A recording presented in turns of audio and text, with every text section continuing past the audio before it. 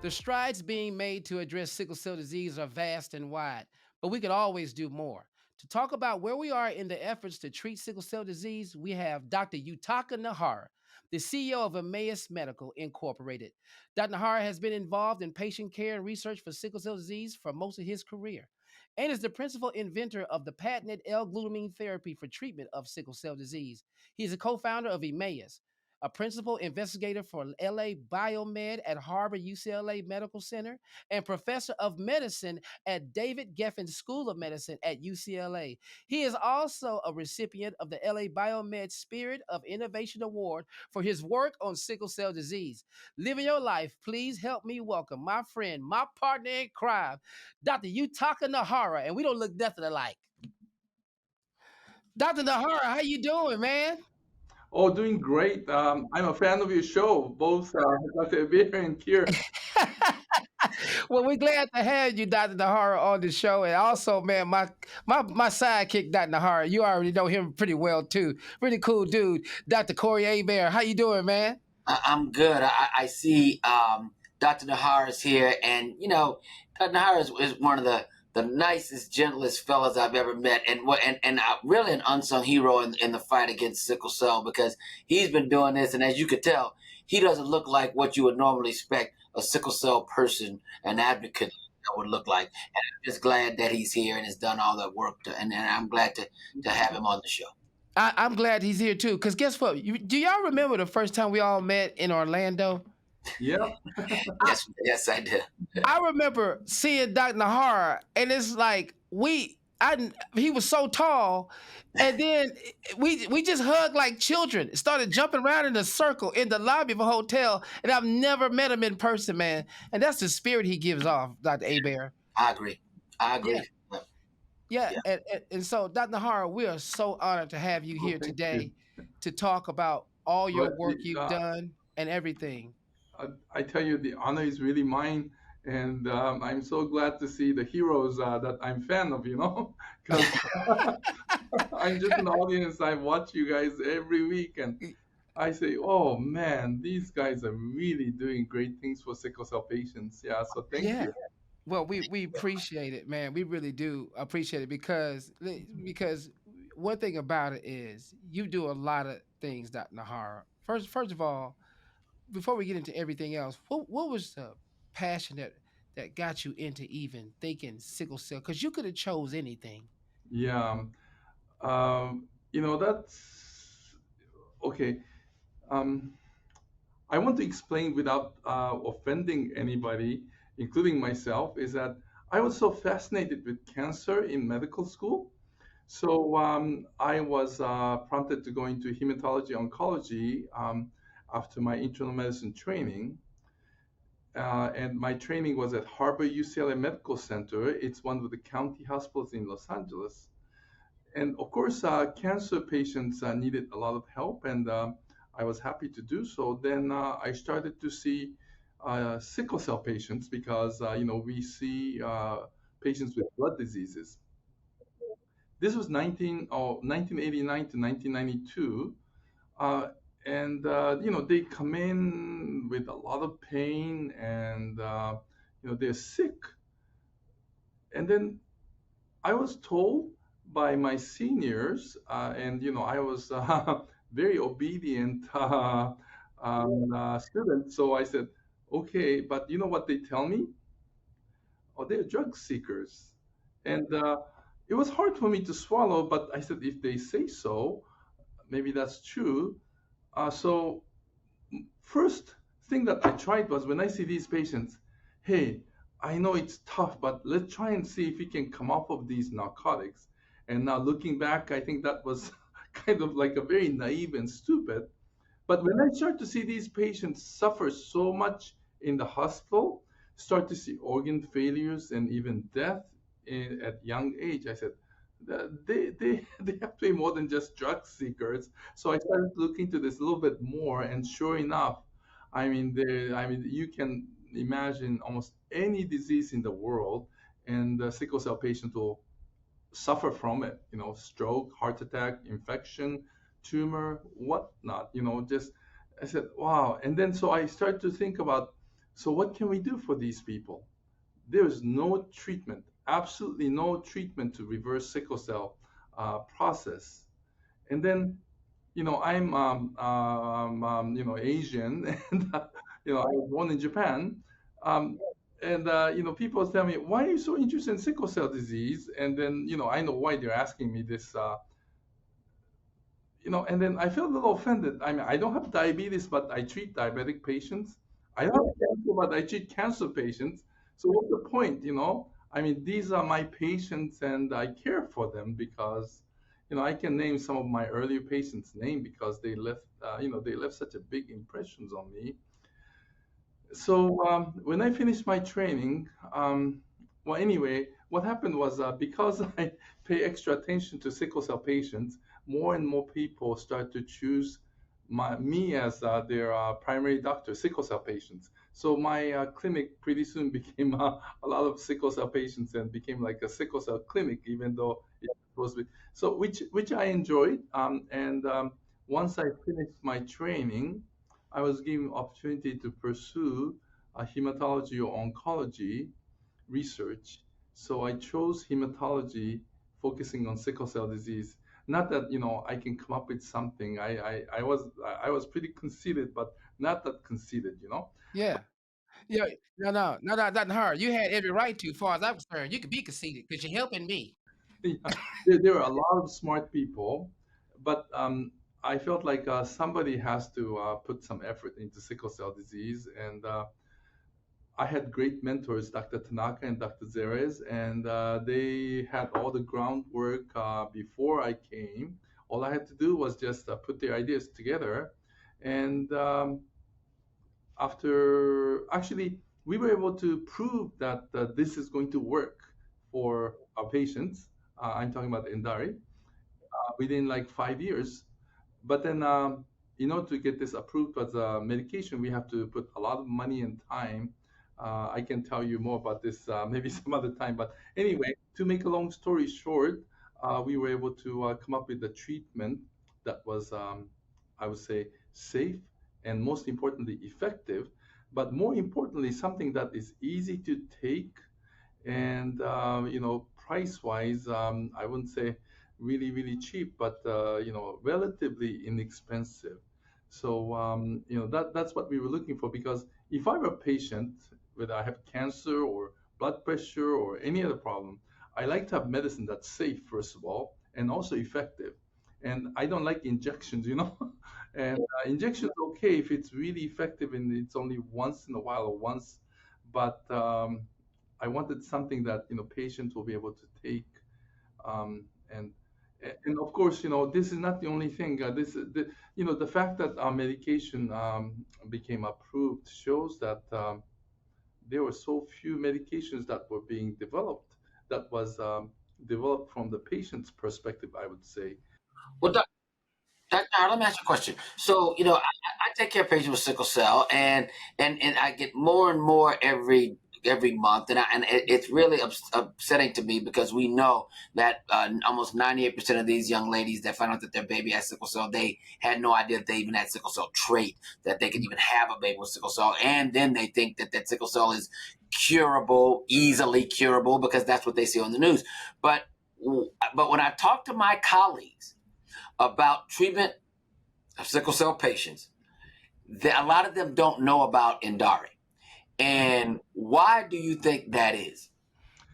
Um, well, we're really, really small company, so we didn't have the budget to really market in Dari. Like I know, some other companies that I won't name names. They spent like $300 million a year to market What? the product. 300 So, million. yeah, 300 million a Yeah, year, and we had budget of maybe $5 million at most, which is big money for us anyway. Yeah. But you know something? Because the medicine spoke for itself, today, among the three newer medications that came out since ours came out in 2017, we have the biggest share. that's right. Yeah. So and oh, thank you. But No. I mean, like anything that helps sickle cell patient, it's fine. I just want to. Well, I mean, like I sound like I'm like really not interested in business, but our goal is to really make sickle cell patients feel better and possibly live longer, And I think Endari is just the beginning. I always use this example of like HIV. When we found out that HIV was due to virus like in mid 80s, I said, wow, this is terrible disease. And when I was in training and early years of my as a junior faculty at UCLA, HIV patients all died. But then 1992, many of my patients were dying, and then 1992, I hear that Magic Johnson has HIV. I said, "Oh no, our hero, such a nice guy, such a great player to watch. I mean, he has HIV. What are we going to do?" But then he stayed healthy. That means, and because that's when the antiretrovirals was already available on research basis. So it took less than 10 years from this deadly disease. They attribute this to Elizabeth Taylor. Elizabeth Taylor became a real advocate for HIV patients, and money started to flow into HIV research, and there was a medication within like less than 10 years. And now HIV is like better than having blood pressure. Right. It's crazy because Magic Johnson really is a great guy, man. Yeah. He really is a great guy. And having met him and understood that his life is a testament to what could happen.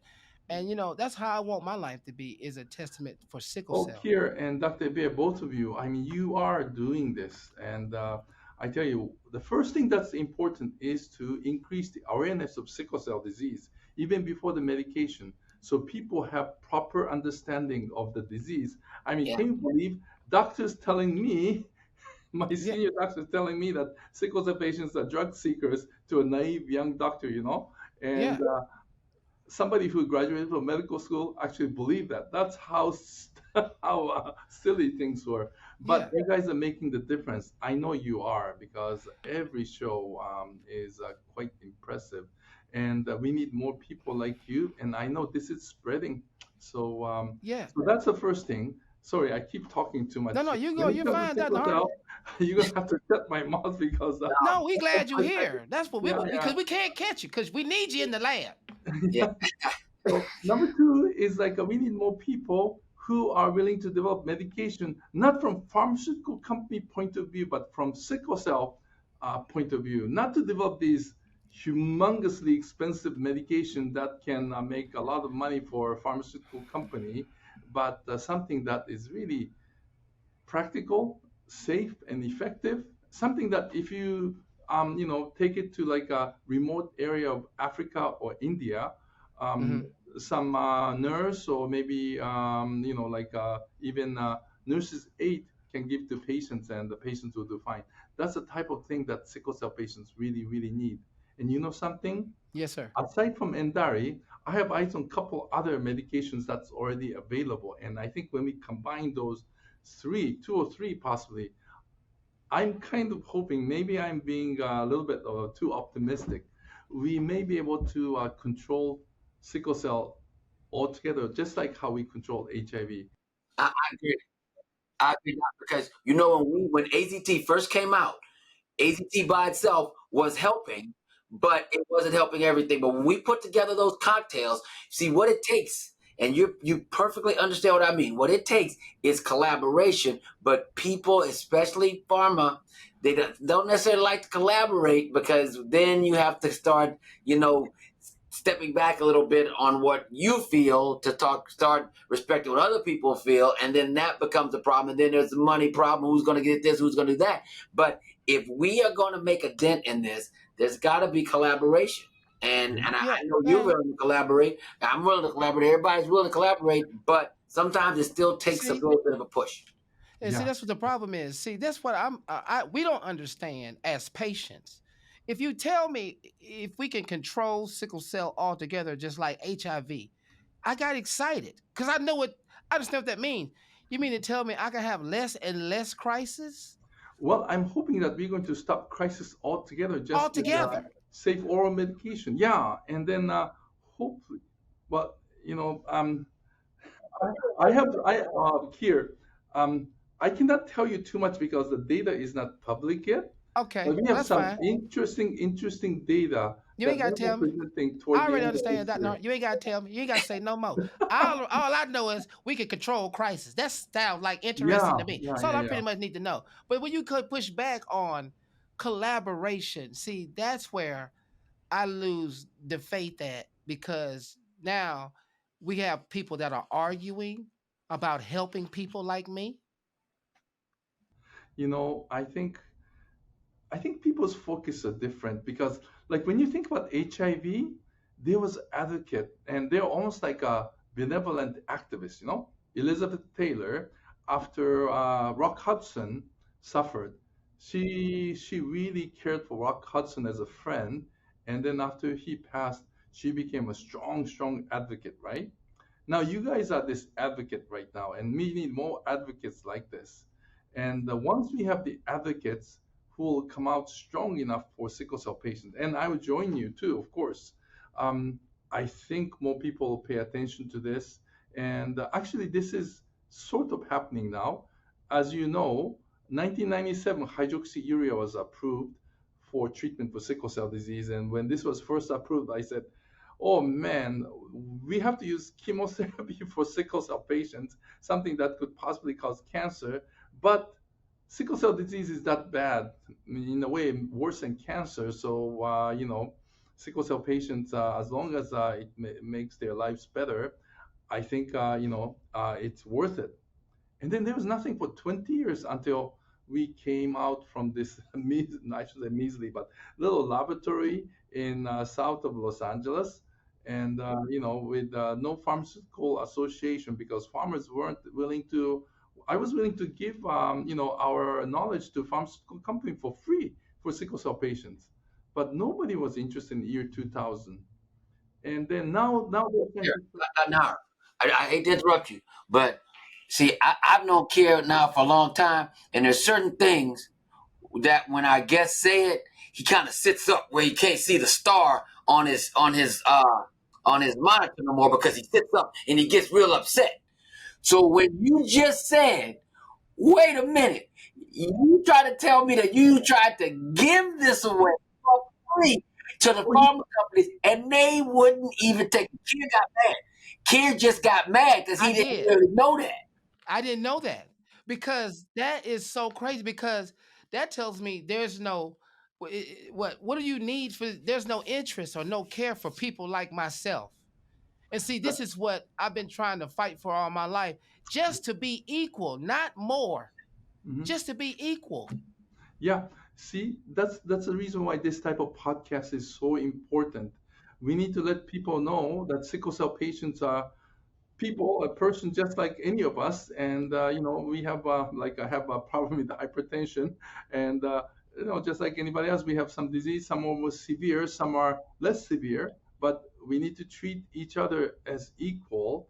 And without really knowing who the person is, we should never ever label someone as drug seekers. And yeah, that's where we start. And um, we, I sound so cliche, but we really need to care for each other. Like, yeah, that's where things. And people say that. Well, I didn't think that it's going to take. It was going to take my 30 years of career doing this, because when I first started, maybe once we get to proof of concept, I can pass this on to a pharmaceutical company, and then I can just continue my fairly like a comfortable like academic life. But before 30 years have passed. But I don't regret this at all. I got we struggled financially, and we struggled equipment, and we struggled some of these like insults and all these things. But I don't regret this at all. I got to meet people like you guys, Dr. Derek here, and many other people. And the something that I can really devote myself into. That is a blessing, really, to devote yourself into something. And I really wish that other people feel the way I feel. Then we can. And actually, there are a few other researchers that I know who feels the same way. The funny thing is, sorry, I keep No, talking. no, go ahead, Dr. Funny Hart. thing is that yeah, the medication that came all the way to pharmaceuticals, some of us had real hesitation because we knew they weren't really the best for sickle cell patients, while there were a few others that were being developed by in, the independent laboratory like ours. For some reason, big pharma are not interested in something that is a little more practical, safe, and in my eyes is actually much more effective. Instead, they will pick up, you know what other medicines are out there. Things one failed completely in phase 3 trial, the other one has never shown that it even reduces the number of crises. But these are the ones that get approved and make pharmaceutical companies spend, both of them, over $1 billion, or not just billion, several $1 billion already. Yeah. Why?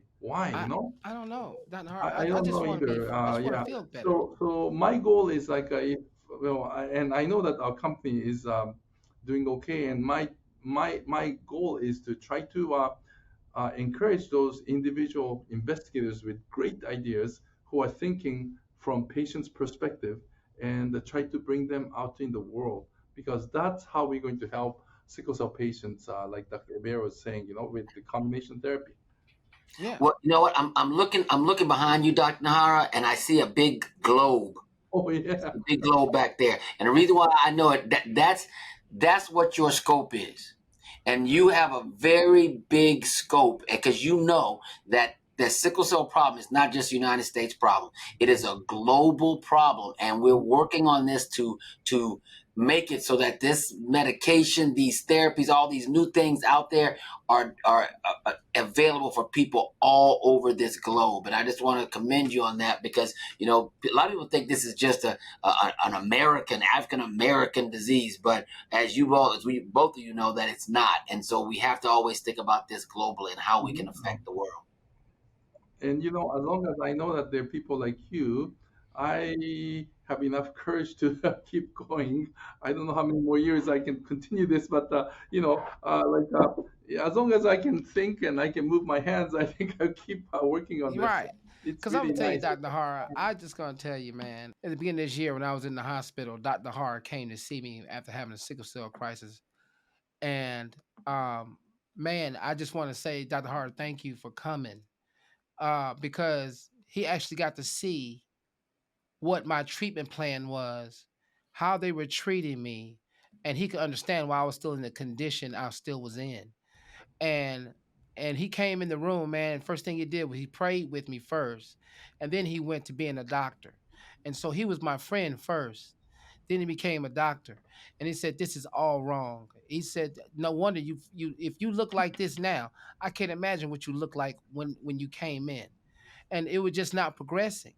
And he was advocating on my behalf, and I just want to say thank you for that, Dr. Nahar, because You're not okay. only you're a doctor, but you're a person who actually cares about sickle cell, and that's a very difference in caring.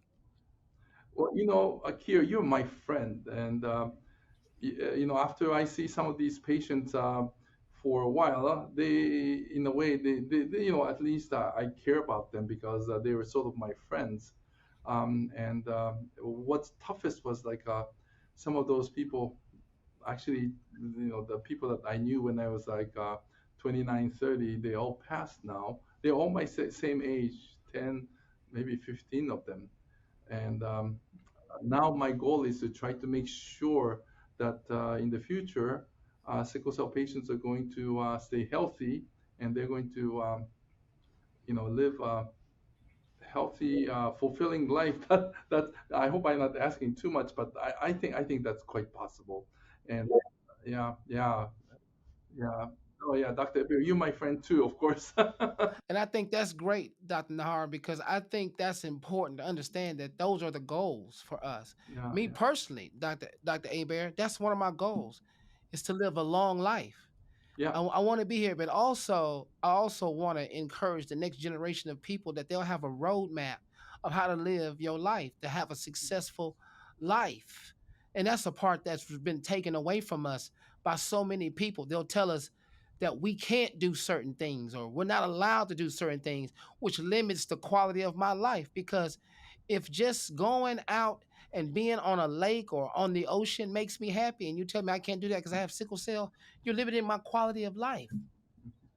And that's what I don't want people to get in the habit of understanding, that Dr. Nahara is working on our behalf to build our quality of life. You don't know the people who's in the background working on your behalf, but That's we right. know one of them. We know Dr. Nahara. I've Okay. heard your name so many places, so many times, and everybody knows he's serious about sickle cell. And that's what I know about you in the very short time I've known you, sir. Thank you. I really don't deserve all these kind words because you know how short-tempered I am. People know me. However, you know, having friends like you really keeps me going. And Dr. Hebert knows even before starting patients on hydroxyurea or Endari, as a doctor, there are a lot of things we can do just to, you know, either prevent crisis, or if somebody comes in with crisis, just reverse it. You know, like within 15 minutes to half an hour. We have the skill, and but people don't want to learn that skill, which is relatively easy. So yeah, I mean, education is also very important, and you know, people like you know, both of you are increasing awareness of sickle cell disease, and this education is well published. You know, the technique to reverse crisis. And I really, yeah, that's another thing that we need to do, all of us, Dr. Bear Yes. here and me, to educate the care providers and Yeah. also the patients, so they know that what needs to be done when they have crisis. Yeah. Absolutely. Well, you know what, Dr. A, yeah, I don't care what you say. I'm gonna ride with Dr. Nahar. That's what I'm gonna do. I'm gonna ride it out with Dr. Nahar. That's what I do, Vice man. I versa, think vice think he versa. know what he doing, man. So Yeah, yeah, Dr. I can Nahar, vouch for that. I can vouch for that. I can yeah, vouch. Yeah, yeah, yeah. we do. And so, Dr. Nahar, we thank you for taking time out for Thank coming on, you. living your life, man. We appreciate you. And man, you know, we're gonna be here to support you, me and Dr. A Bear, and thank you for supporting us in this journey, man. We appreciate you coming on here, Yeah, Dr. thank Nahar. you. Thank you so much. I We love you guys. appreciate Thank y'all, you so man. much. Thank You you. talking to heart, ladies and gentlemen. You're talking Dr. about You talking to heart. Yeah.